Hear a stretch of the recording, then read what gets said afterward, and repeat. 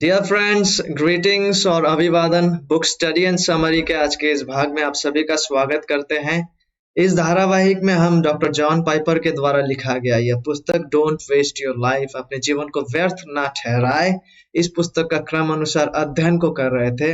हम इस पुस्तक के अध्याय 2 को देखना आरंभ कर चुके थे और आज भी हम इस पुस्तक के अध्याय 2 को देखने जा रहे हैं। इस पुस्तक के अध्याय 2 इस विषय में है the breakthrough the beauty of Christ my joy. वो ब्रेक थ्रू कैसे मिलता है डॉक्टर जॉन पाइपर को? वो कहते हैं मसीह का सुंदरता मेरा आनंद।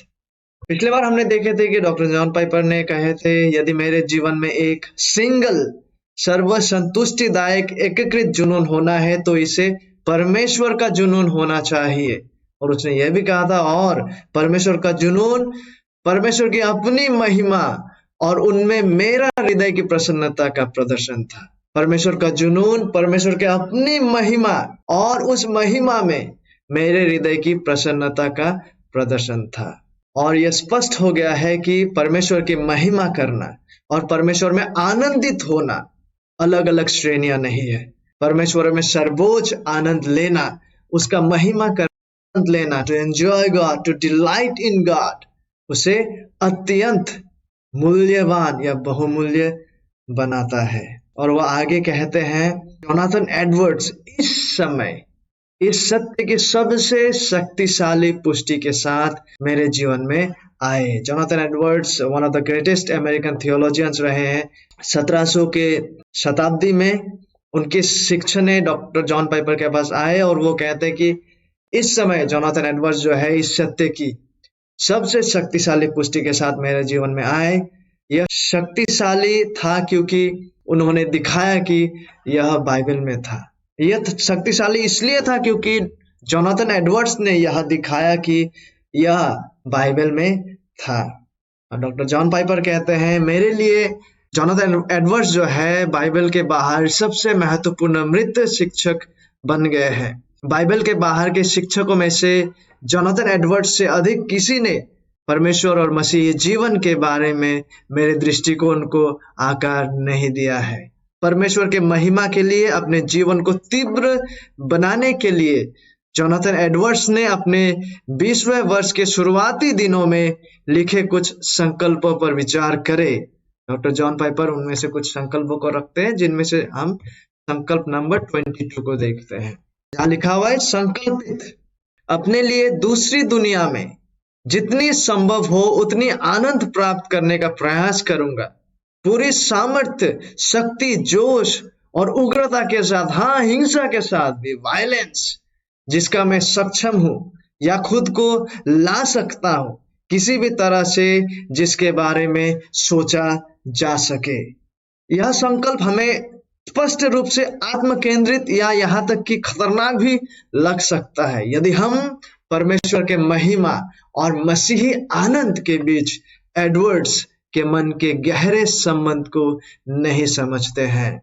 जोनाथन एडवर्ड्स के मन में जो हिंसा की बात था, जब वो यहाँ पे वायलेंस की बात करता है, वो वही है, उसका मतलब वही था जो यीशु मसीह ने भी कहा था मत्ती 5:29, यदि तेरी दाहिनी आंख तुझे ठोकर खिलाए तो उसे निकालकर फेंक दे, क्योंकि तेरे लिए यही भला है कि तेरे अंगों में से एक नष्ट हो जाए और तेरे सारे शरीर नरक में ना डाला जाए। It is better to gouge out eyes and kill lust and enter heaven rather to make peace with sin and live in sin and perish in hell। और अपनी आनंद की तलाश के संबंध में ध्यान रखें कि एडवर्ड्स को पूरा यकीन था कि परमेश्वर में आनंदित रहना उसे महिमा प्रदान करने का एक तरीका है। इसीलिए हम सृजे गए हैं। परमेश्वर में प्रसन्न रहना जीवन में केवल एक विकल्प नहीं था, यह हमारा आनंदपूर्ण कर्तव्य था और है, और हमारे जीवन का एकमात्र जुनून होना चाहिए। इसीलिए परमेश्वर में अपनी आनंद को अधिकतम करने का संकल्प परमेश्वर को आनंद के अन्य सभी स्रोतों से अधिक गौरवशाली अर्थात महिमामय दिखाने का संकल्प था। इस अर्थ में परमेश्वर में आनंद की तलाश करना और परमेश्वर का महिमा करना एक ही विषय है। और जोनाथन एडवर्ड्स ने इसे कुछ इस प्रकार से समझाया जब वे अपने शुरुआती 20वीं वर्षों में पहला यूहन्ना 3:2 में एक उपदेश दे रहे थे, जहां लिखा हुआ है, और अभी तक यह प्रकट नहीं हुआ कि हम क्या कुछ होंगे, तो उन्होंने उसका व्याख्या कुछ इस प्रकार से दिया, जिन व्याख्याओं को डॉक्टर जॉन पाइपर उल्लेख करते हैं। आइए उसे पढ़ते हैं कि जोनाथन एडवर्ड्स ने किस प्रकार से इसे व्याख्या किया और समझाया। परमेश्वर के महिमा केवल प्राणियों क्रिएचर्स द्वारा उसकी पूर्णता को समझने में शामिल नहीं है, क्योंकि प्राणिया क्रिएचर परमेश्वर के शक्ति और बुद्धि को समझ सकता है और फिर भी इसमें थोड़ा भी आनंदित ना हो, बल्कि इससे घृणा करे। जो प्राणी ऐसा करता है वे परमेश्वर का महिमा नहीं करते, ना ही परमेश्वर का महिमा विशेष रूप से उनकी पूर्णता के बारे में बोलने में निहित है। इसीलिए परमेश्वर का यह महिमा प्राणियों द्वारा क्रिएचर्स द्वारा उसकी सुंदरता और उत्कृष्टता की अभिव्यक्ति की सराहना करना, उनमें आनंदित होना और उल्लासित होने में शामिल है। एडवर्ड्स कहते हैं इसीलिए परमेश्वर का महिमा करने का सार एसेंस परमेश्वर का सुंदरता का अभिव्यक्तियों प्रदर्शनों में प्राणी का आनंद लेना है, to enjoy the beauty and the excellence and the glory of God, जो कि वो आनंद है जिसके बारे में हम बात किया है।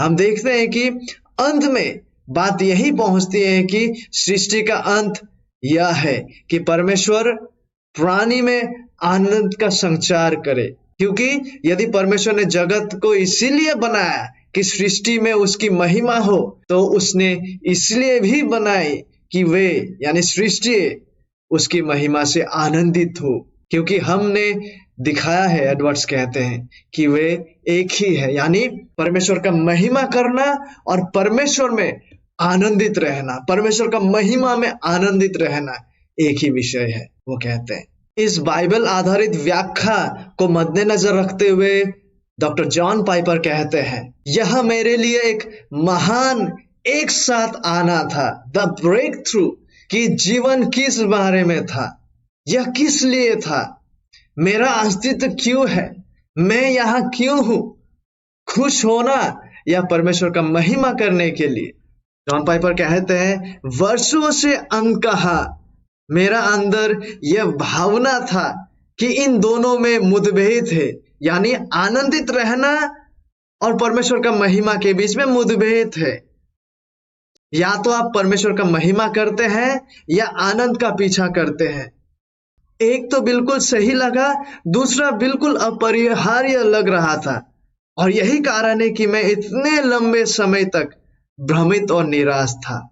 समस्या यह था कि जो लोग अपनी सोच में परमेश्वर का महिमा पर जोर देते थे, वे उनका अधिक आनंद नहीं लेते थे, और बहुत से लोग जो परमेश्वर का सबसे अधिक आनंद लेते प्रतीत होते थे, उन लोगों में परमेश्वर की महिमा के बारे में उन लोगों का सोच दोषपूर्ण थी। और डॉक्टर जॉन पाइपर कहते हैं, लेकिन अब यहाँ शुरुआती अमेरिका के सबसे महान दिमाग जोनाथन एडवर्ड्स यह कह रहे थे कि मेरे जीवन के लिए परमेश्वर का उद्देश्य यह था कि मुझ में परमेश्वर के महिमा के लिए एक जुनून हो, और मुझ में परमेश्वर के महिमा में अपने आनंद के लिए एक जुनून हो, और ये दोनों एक ही जुनून है। परमेश्वर के महिमा करने के लिए जुनून और परमेश्वर के महिमा में आनंद को प्राप्त करने का जुनून, ये दोनों एक ही जुनून है। जब डॉक्टर जॉन पाइपर ने इसे देखा और इसे समझा, तो आखिरकार उसे पता चला कि बर्बाद जीवन, वेस्टेड लाइफ कैसा होगा, और इससे यानी कि वेस्टेड लाइफ से कैसे बचा जा सकता है।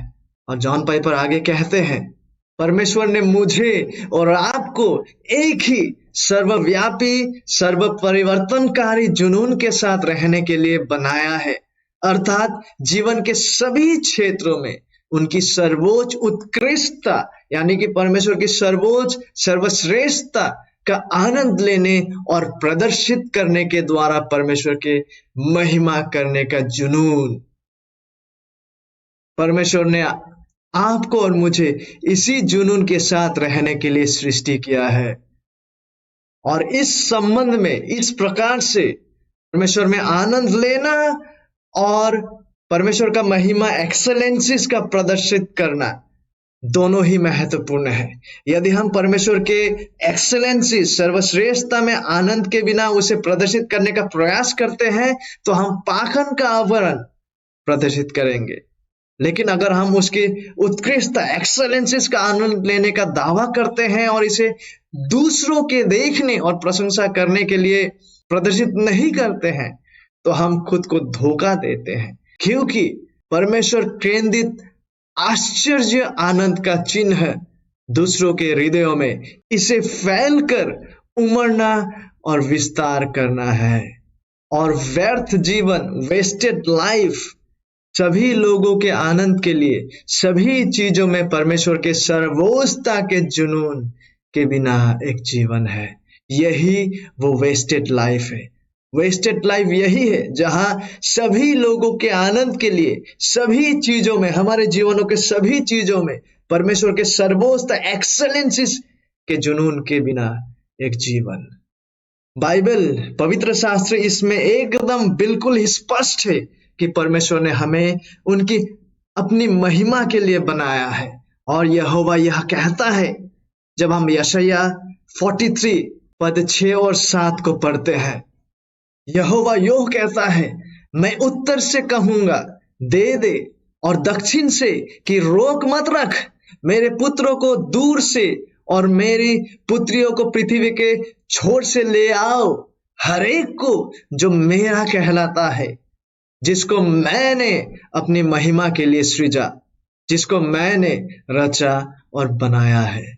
अब हम परमेश्वर के महिमा के लिए नहीं जीते तो जीवन व्यर्थ है।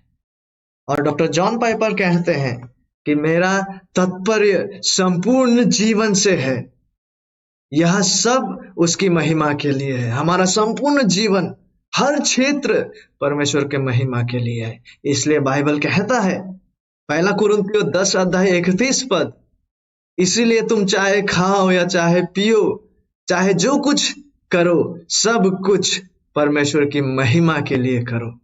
हम अपने जीवन बर्बाद करते हैं जब हम परमेश्वर को अपने खाने पीने और हर दूसरे हिस्सों में उसका आनंद लेते और प्रदर्शित करते हुए नहीं जोड़ते। लेकिन एक बहुत ही महत्वपूर्ण सवाल यह है, परमेश्वर को महिमा प्रदान करने का क्या मतलब है? क्या इसका मतलब परमेश्वर के महिमा में और अधिक महिमा को जोड़ना है? क्या इसका मतलब परमेश्वर को माइक्रोस्कोप की तरह बड़ा प्रदर्शित करना है, जैसे माइक्रोस्कोप छोटे छोटे विषयों को विशाल तरीके से दिखाता है? या क्या इसका मतलब दूरबीन की तरह, एक प्रकार के दूरबीन टेलीस्कोप की तरह परमेश्वर को बड़ा करके प्रदर्शित करना, मैग्नीफाई करना है? क्या है परमेश्वर को महिमा प्रदान करने का मतलब? परमेश्वर का महिमा करने का क्या अर्थ है? यदि हम सावधान नहीं रहें तो इसमें खतरनाक मोड़ आ सकता है। और क्योंकि परमेश्वर ने हमें उसके महिमा के लिए सृजा है, तो यह बहुत महत्वपूर्ण बन जाता है हमारे लिए कि हम इसे समझे कि परमेश्वर का महिमा करने का क्या अर्थ है। और इन्हीं विषयों को प्रभु का इच्छा हुआ तो अगले बार हम जरूर देखेंगे। तब तक के लिए कृपया बने रहिएगा। धन्यवाद।